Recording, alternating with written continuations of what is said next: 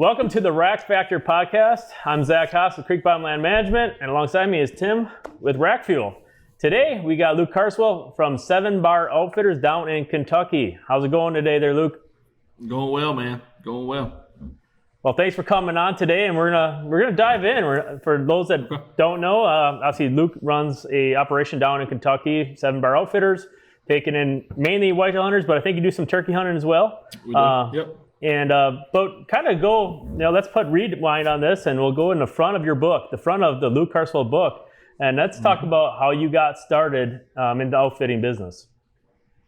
Pretty much as a kid growing up watching monster bucks, man, I wanted to kind of get involved in the hunting industry. And as a young kid with no college degree, you're kind of limited on where you're going to get hired at. And I had no idea about running a video camera, so management was the only thing that I knew I could get my foot in the door. And I had applied to a big outfit out in Illinois, and I applied in one back here, and went a year without hearing from the one in Illinois, and then obviously they both contacted me pretty much the same day. So I had to make my choice between the two. Stuck close to home, me and my dad, we live on a horse farm, about a 100-acre horse farm here.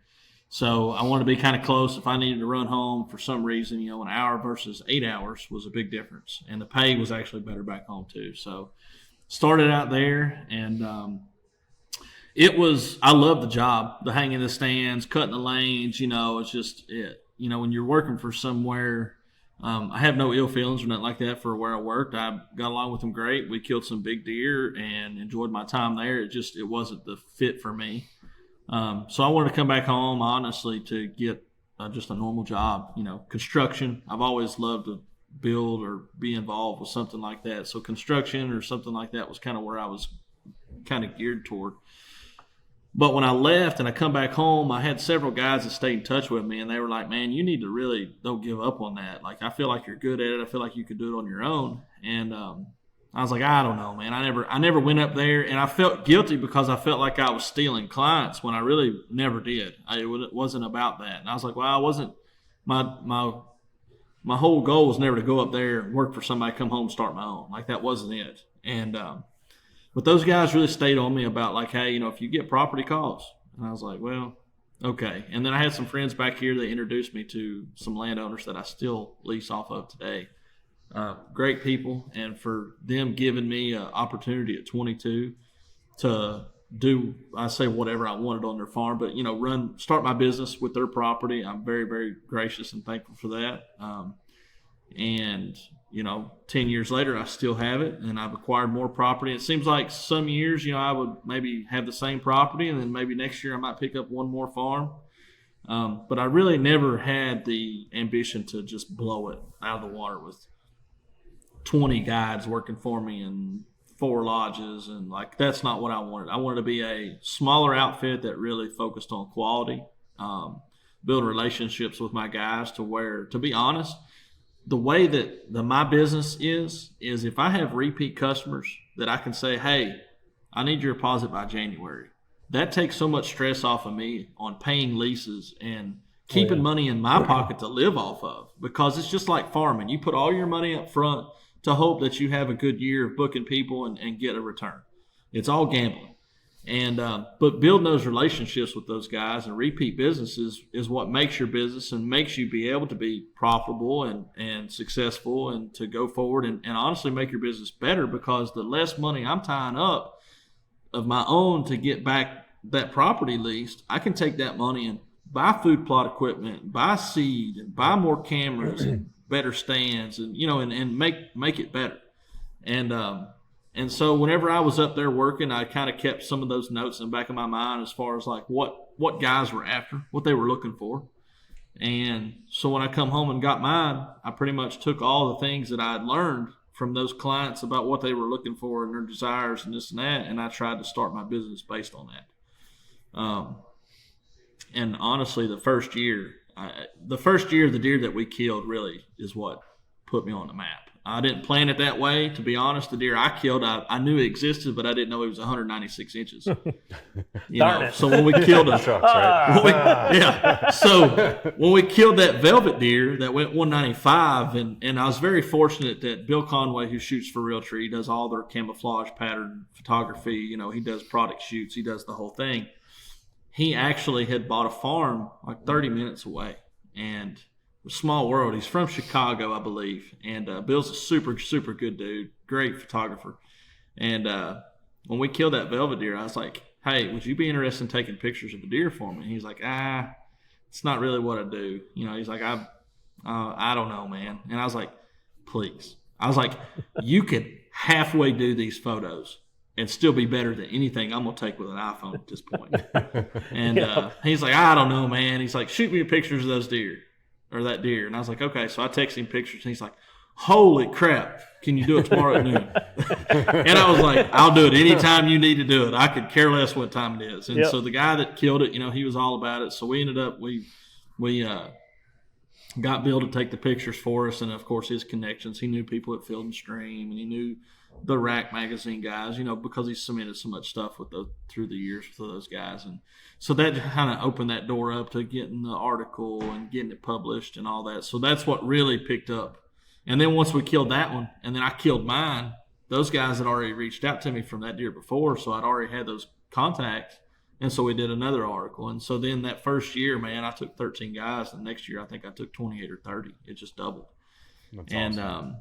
So that's kind of how I got my start. And 90% of my business has been repeat. I know the last couple of years, like Tim and you guys, there's always I'll have some guys a book, and they may go a year without coming, then they'll come back. So I still consider them repeats, because it wasn't like they just didn't want to come back. They might have had things pop up in life, they just couldn't make it. Yep. And so I've tried, most of the time, the word of mouth is what's booked the new guys in camp.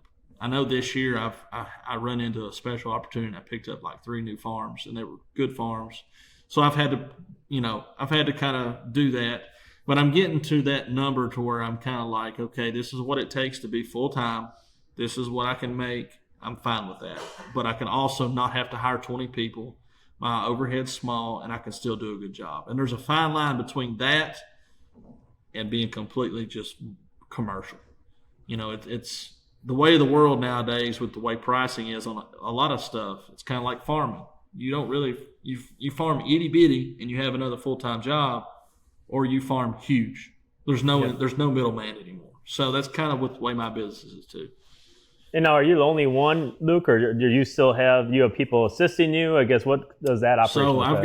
I've got a gentleman named Tony that's been working for me the last 2 years. He's a retired guy that works for us on the farm, works for my dad all spring and summer. And then what my dad does with the horses kind of shuts down, and he comes over to me, and I keep him employed pretty much all the way through the first year, and then he takes off a couple months, and then I've got another buddy of mine that just started working for Whitetail Properties here in Kentucky, and he's been one of my best friends since we were 8 or 9 years old. We've been close, and he used to work for the police department, and it finally just got to the point with what they make too. They don't make near what they should. And he's got a little girl, and he's like, man, I've got 10 years in, but I don't care. I'm looking for a career change. And so his wife's on the financing side of it with Rural First. And so she dealt with those guys a lot. And she's like, babe, you need to do this. So he jumped in and started doing that. And I was like, perfect. Now you're self-employed. Now welcome to 7-Bar. I was like, now you're going to help me. And he's like, hey, I'm fine with it. I need time to, he's getting on his feet. He's new. So he's slowly getting on his feet with that. And, which his phone's been ringing off the hook, but it's gave him time to help me hang stands, take guys out, do the running and whatnot. And then his wife's also been cooking for me. Oh, so awesome. The lodge that we just built, they live like 2 houses down. So she'll come down, she cooks all the meals and goes home. So it's a good setup we've got. Oh, right absolutely. now. And it's fantastic food too, I'll tell you that. Yeah, It's it was fantastic. pretty good, wasn't it? Yeah. Yeah, I try not to brag. I said, I'm not trying to brag on you too much, but I was like, it was pretty good. Yeah, one of those meals that just sits in the bottom of your gut when you're on the stand. Yeah, nice little. Yeah. Well, and it's interesting hunting there too, because you're hunting until, it doesn't get dark until late. Yeah. You don't get back to the lodge till 9:30. Oh, yeah. You're not done eating till 9:30. 10:30 at night, but the food made it all worth it. So it was perfect. It was really good. And that's too, like, we've took some years where I did the best with what I had. So I had Airbnbs I had rented at the time. Granted, everybody wants to have a lodge and have this home base, and honestly, it's the center of my business now. It was the last big piece of the puzzle I really needed. But at the time, I couldn't swing it. I'll be straight up with you. I make decent money, but not enough to go out here and build a giant place, for just deer hunters. And so it's took a lot longer than I'd like, but we made do with what we had, and I'm very thankful and appreciative of all my guys that had patience, that hung in there while we did the Airbnb stuff, and I rented cabins, and they were closed, but we would stay in those places, and we'd come to my house and eat, and then everybody would leave. But it was just a headache trying to schedule. Well, I've got this one rented for 4 nights, and well, what if this guy wants to hunt one extra night? And it's like, well, now that's a conflict, and it was just, I was constantly juggling. And honestly, I felt like I did pretty dang good at it, but it was a headache. And then my north camp, I've got a family farm up there, which I think maybe you guys stayed at, didn't you, Zach? Yeah, that's where we stayed. Yep. So that's where my grandparents and all that. I'm a 5th generation landowner of that place, and it's a pretty special place, and it's where I killed I say near 200-inch deer on it. So it holds a lot of sentimental value to me. But we used that house to hunt everything that was north, unless we just had to drive somewhere. So the property that's closest to it, we would base camp out of that place and hunt what was within 5 to 20 minutes of it. So I try to keep everybody's drive to a minimum, because I know when you get here, you want to relax and hunt, not spending your time an hour and a half, 2 hours on the road every day. It just wears on you. And I'll say, like, so that's kind of how even like when we were down there, like obviously we had a little unique where like I brought my smoker down and all that kind of stuff, and I think people gave me weird looks like, you're gonna hunt and smoke? I'm like, hell yeah. But it was honestly one of the most fun experiences, because like hats off to like you, Luke, but like we didn't hunt the mornings, we didn't push those deer, we didn't want to ruin our sets. You still actually hunt the same amount of time. You get in the stand at 2:00 and hunt till 8. I mean, the same as hunting 3 or 4 hours in October in the morning and in the evening. So you're getting the same stand time. It's just we're trying to play our odds to not blow that deer out of there, because deer 90% of the time they're on their feet when you're going to the woods. Somewhere, and you run the risk. And it was cool. Like we took that time. Like we were playing bags, playing radio, shooting bows, having a good time, and we did a lot of the same, a lot of cards when we were there. Played a lot of cards. What was that game you guys played? It was Euchre. Oh, what was it? I'd never played before. What was the one that had the board or whatever, Tim? Cribbage.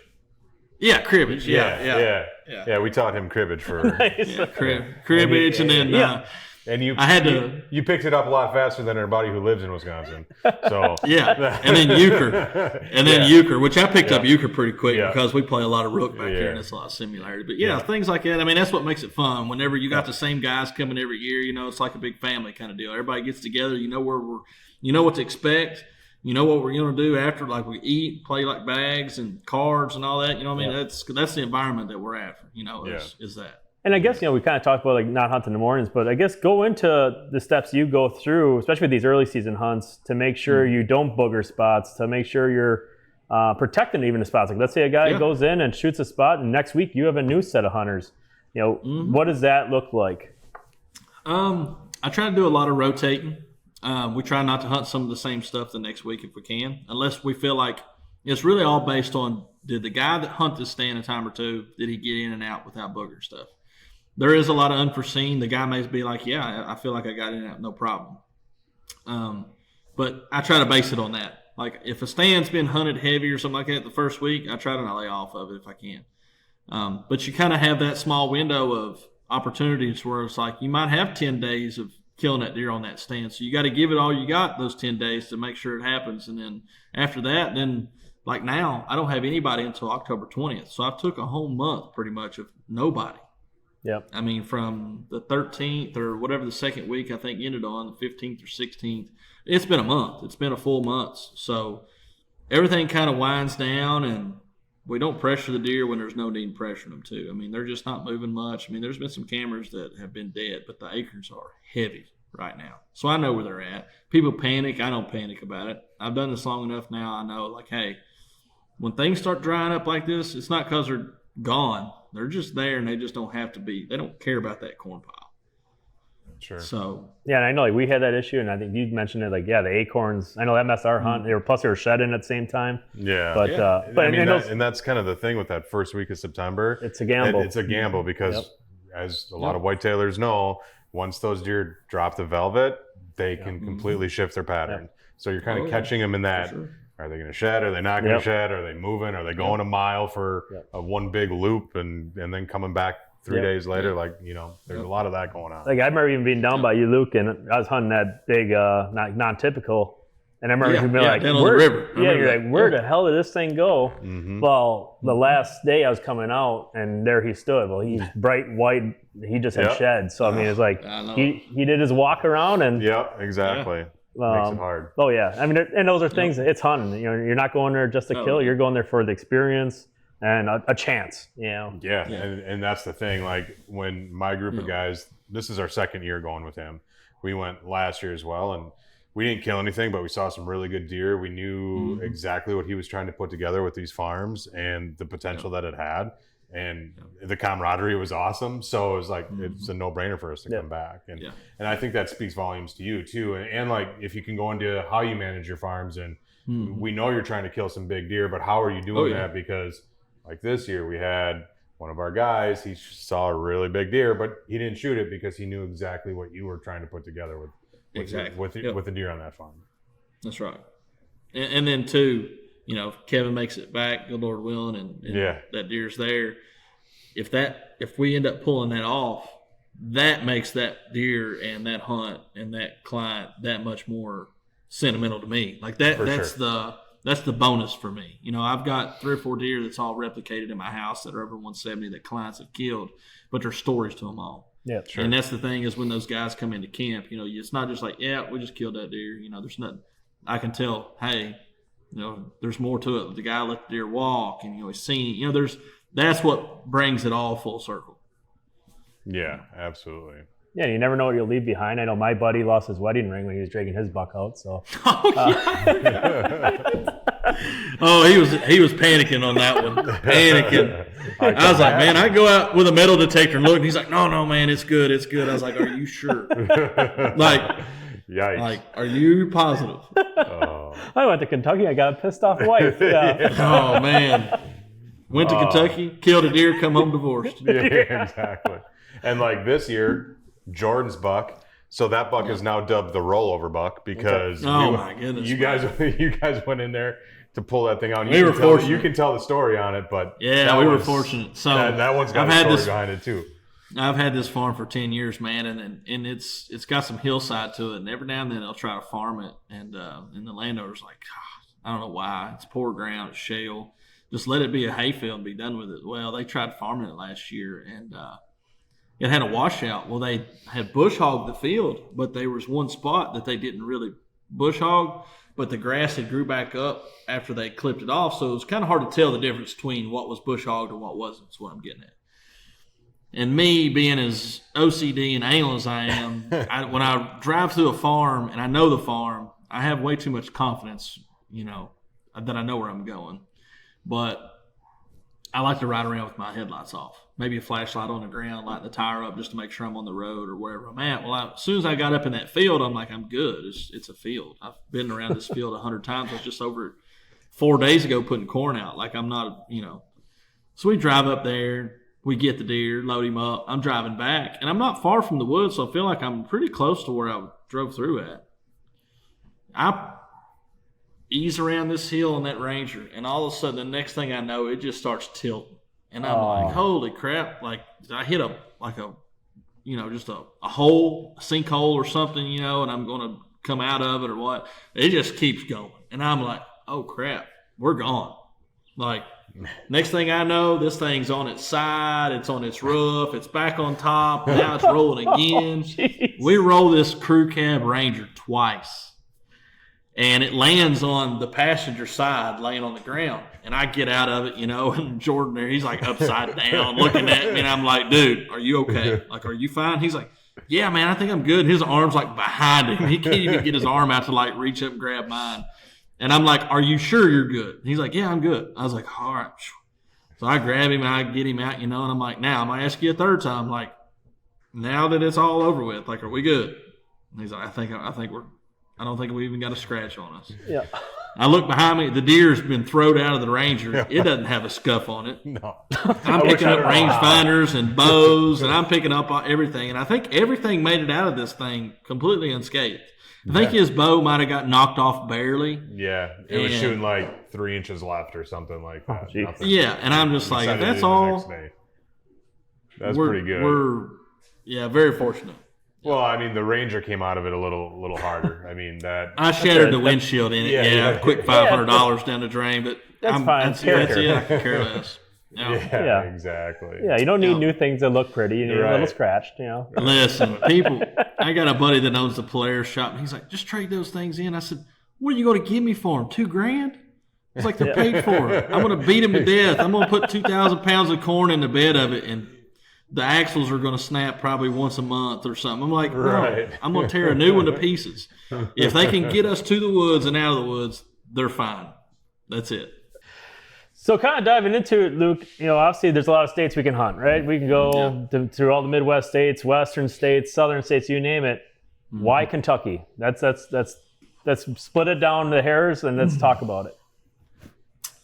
I think it's more of a topography challenge to me. I've always said I've hunted a lot of everywhere. I mean, anywhere from Missouri to Illinois, Kansas, Indiana, you name it. Kentucky's tough. I'm not going to lie about it. Kentucky's tough, which is why we've got some big deer. We've got as big a deer on average as a lot of states do. I think the thing with Kentucky, obviously the season coming in early, that helps people kind of gravitate towards Kentucky. Like we mentioned, a couple of those states are, doing the same. But Kentucky, I don't know. It's got a mixture of big hardwoods and ag. Whereas you get kind of more west, you don't run into big chunks of timber. If you get to Kansas and you get a 100-acre block of timber, that's a monster. Or Illinois has got a lot of timber, but once you kind of get up towards that west central and all that, you get into some places that the deer density is super high up there too. But I think that has a lot to do with the way their seasons are and the amount of deer they can kill. And I kind of disagree with ours a little bit. But I don't know. It's just, I think it's more of it's a topography difference. It's like, where do you want to hunt? Well, I've never hunted Kentucky. It's got big timber. It's got acorns. It's got, big oaks and ag. And, it doesn't have really that river bottom feel to it unless you get to western Kentucky, But I don't know. That's a good question as far as what makes us different. I don't know if it really makes us that much different than everybody. I think it's just kind of what setting would you like to hunt in? I know I've never been to Wisconsin. Believe that or not, I've hunted about everywhere, but I've not been there. But from what I've gathered and what I've noticed is our topography is a lot like your all's. But the difference is that's exactly what I was just going to say. Yeah. A lot of our ag, though, is in the bottoms, whereas a lot of your all's ag is on ridge tops. Now, I know you have bottoms too, but you have a lot of places that I've seen that are like huge, huge ridges that's got a 200-acre cornfield up on top of it. And most of our hills are not as wide for that. We don't have places that have ag up on top. It's all stuff is in the bottom. So, but there's a lot of similarity to it, I think. Yeah, it's like I've hunted down near Monticello, like Powersburg area, and like that. I remember the first time I ever walked in that lease, I was just dumbfounded because there was no egg. All right, let's go back to the square one here. How do we hunt these big ridge bottoms? And and it's crazy. For us here, we can find sign from the bottom to the top, but what was unique there I found is you had to get on those tops. Then you found the sign. Sure. And it's like the deer didn't mess around down the bottom. And I think, as far as me being an outfitter, I think hunting the topography that I've grew up hunting, the big mountain, maybe you want to call them mountains, ridge tops with benches and saddles and points, and that's what I grew up learning how to hunt. And to be honest, hunting Illinois and Kansas and all that, it's so easy. I mean, it's so easy. It makes you want to go there every time you get a chance because it's like, dude, these deer don't walk around with their head up looking for people. I don't have to walk up on top of a mountain and get on a bench and find a pinch point that leads from a saddle to that's what I'm used to having to find one on. So anytime you get to where it's flat land, when you've got thickets and water and this and that, it's like, well, this is a chip shot. I mean, this is throw a camera up, you're going to get a decent deer on it. Whereas here you've got to work for it.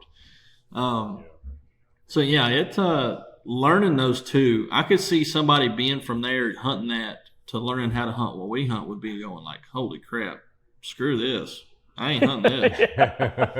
But then it's like, if you only knew what was on top of that hill, you'd be like, holy crap. Because I've got some farms that they're rough. I mean, I've got a couple that are just big country. Like there's no fields on them. I've got just as big a deer on them as I do any farm that's got ag. There's nothing there. It's all just acorns and browse. And why? It's just genetics, I believe. They say Kentucky, I don't know how much truth there is to it, but like there's a lot of limestone in Kentucky in this area. So I feel like they say that's why horse racing is so good, is because the lime comes up through their hooves. And that's why they've got strong bones, and that's why Kentucky's always been the capital for horse racing. Well, when you think about it, strong bones, that's what you want on a deer too. You want their hooves to absorb all that, the minerals, the natural things that they would get from that area they live in. Whether there's much truth to it, I don't know, but to me it sounds pretty good. It makes sense. Yeah, and I thought there was actually the MSU Deer Lab, I thought, was doing a study on something similar with natural minerals, because we even had that in our own state where they were showing the mineral densities and where the big deer lie. Well, all our mineral densities here in our state is near our Mississippi River. Right. Yeah. Well, that's where our biggest deer lie. The bluff, country and all that down on the rivers. Yeah. Whereas, you go into like an area where I grew up, I'm in a swamp, flatland swamp area, and the mineral density isn't as great because we are literally in just a organic muck hole. Yep. So I mean, it's for you to say that. Yeah, I mean, it's spot on. Yeah. And like that one farm that we rolled that Ranger on, there's actually like 4 mineral licks on that farm that are natural. I've never put nothing on ever. And the landowner told me the same. He said, for as long as I've been a kid and we've owned this place, there's always been a natural lick. And I was like, yeah. And we have a lot of that around here. The North Farmhouse where you guys stayed at, my family farm, it's Mays Lick. And that's what goes back to way back in the day when the settlers were traveling across the country. They would stop in places because they had that natural mineral. That's where people hunted, because that's where the buffalo and the deer, and they all congregate in those areas because of that. So, I mean, it does make a lot of sense, when you really think about it. Oh, absolutely. Now, like for your areas, I know there's a lot of black bear. I know there's some elk in Kentucky. Like, are you stumbling on a lot of that in your areas or no? I had one on camera a couple of weeks ago that, I'll get one here and there. He'll kind of stroll through, stay for maybe a couple of days, and he's gone. And that bear may end up in another county. They just travel so much. But I've actually had 2 on camera this year. I had one in the spring, which is when they do a lot of their breeding, I believe, from there to July in that time frame. Yep. And so I've had a couple, but I don't ever have any to where like they're a problem. Thank God. Yeah. Yeah. Because they are a problem. The deer don't like them. Oh, yeah. No, it's like even like northern Wisconsin for us. Like we have a lot of black bear, and it's a common thing where you're watching your cell cams and you lose your camera. You go up there and there's chew to crap. It's like, it's a pain. I dread that.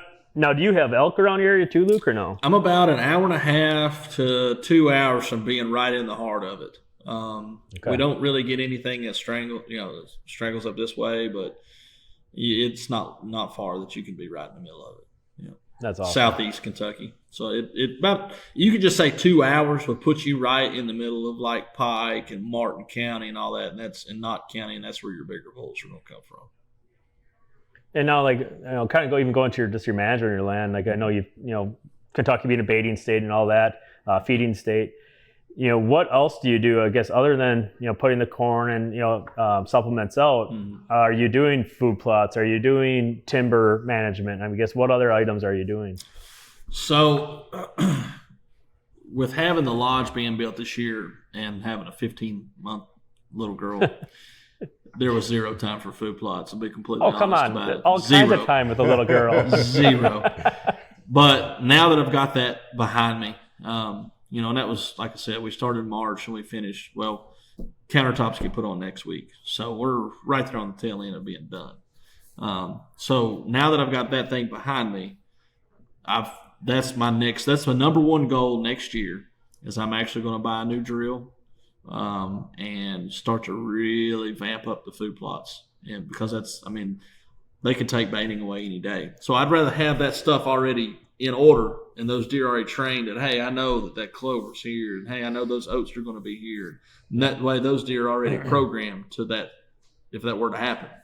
And I've got some farms that don't have much opportunity to do food plots that are kind of small spots, maybe a half acre.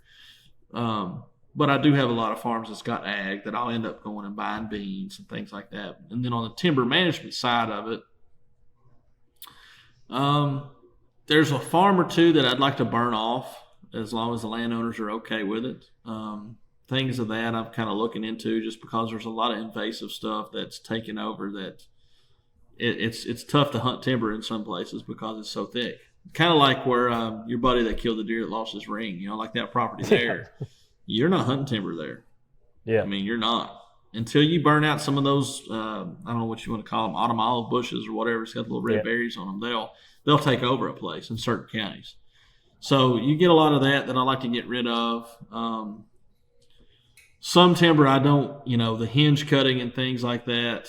Most of my landowners don't really want me to do much of that, which is fine, Yep. But as far as my management goes, I just try to stay out of certain areas. When I figure out a farm and I know where a deer likes to bed, I just stay out of it. Maybe go in at March to shed hunt. Other than that, I don't set foot in. Yep. Yeah.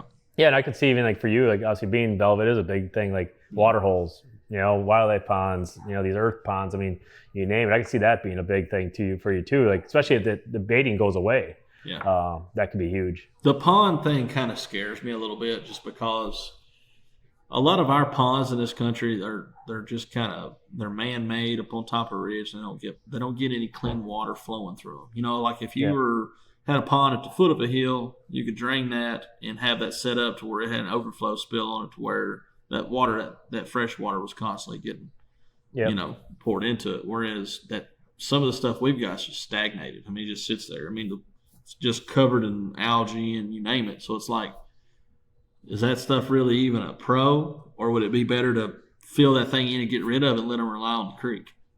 Mm-hmm. So I don't know. That's kind of that's a good question for you. Oh yeah, yeah. That's what you deal. But that's kind of because we've had EHD in 17, and I'll tell you what, I had a farm or two that it wiped out of this. It wiped it off. Now, granted, 3 years later it was booming, but I've seen the effects of that. And it's like, if where can you help that? Where can you help kind of dilute that to the point where those deer aren't congregating around stagnated water holes? I know spraying them and stuff. You can spray them, but let's be real, you're not going to get rid of them all. Yeah, and that's to say, it's always a matter of doing something better than your neighbor is, right? Yeah. Making sure you have that quality item, whether it be a food plot, water hole, a bedding zone. Like you talk about burning, hell yeah, getting some regeneration going. That's right. It's all about being that next step, and that's really why we're conservationists. And you being an outfitter, it's always looking down the road. Oh yeah. But and that's also, it separates like 7 Bar from that place down the road, is you actually care about that land, that landowner, all that kind of stuff. But but no, other than that, we talked a lot about topics about Kentucky there. Mm-hmm. Is there anything else, I guess, you have on your mind you'd like to share with people listening in about, why to come down to Kentucky? Not really, just other than, how we pride ourselves. As far as like the work and the relationships we try to build with people. That's kind of, if I were to say, if you're looking, and I've told some people this here recently, I had a guy that, and I'm not, like I said, I'm not mentioning any names, not going to bring his name up or anything like that. But, I had a client was trying to book a hunt with me that was kind of like, as soon as we're out of the gate, he was talking about all these big deer he killed. And I was like, man, to be honest, you're not. Like, I'm glad the good Lord bless you with a lot of those opportunities, but I don't really care. I want guys that are humble coming in here with good attitudes. And, he's like, I only want to hunt 170 or bigger. I'm like, this is not the place for you. Well, why not? I'm like, because like, just, I'm trying to be nice and polite about this. You know, I want guys that fit a certain mold as far as what I'm looking for a client too. And that's like we talked with Tim. I was like, hey, when you bring your group of guys, and he was like, man, I got 2 guys that are just like us that are perfect. Like this, you'll love them. And he's right. They were great guys, eager to learn, you know, Jordan, the one that killed that deer, that was his biggest bow buck, I think. But you could tell, like, whatever I told Jordan to do, he was like, okay. You know, not, well, I've killed 30 booners and this and that. Well, good for you.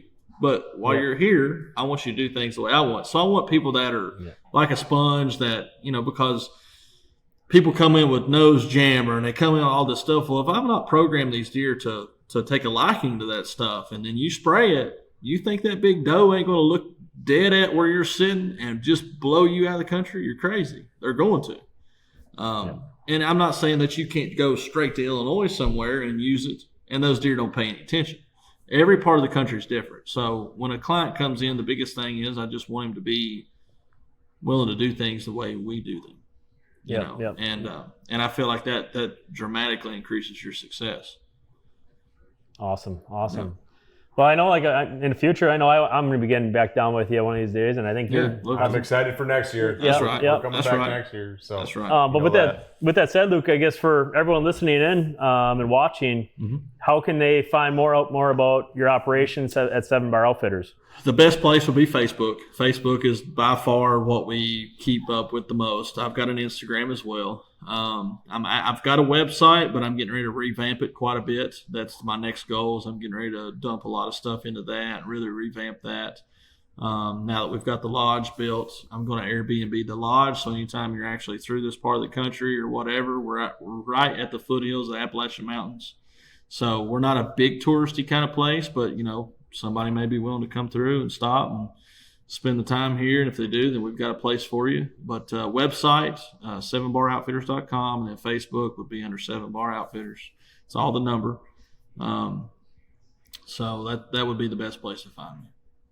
Awesome. Well, we appreciate it, Luke. I know we'll all keep in touch here, but I appreciate you coming on and talking a little bit of your operation in Kentucky. Yeah. Thank you very much. Excited to see you next September. That's right, man.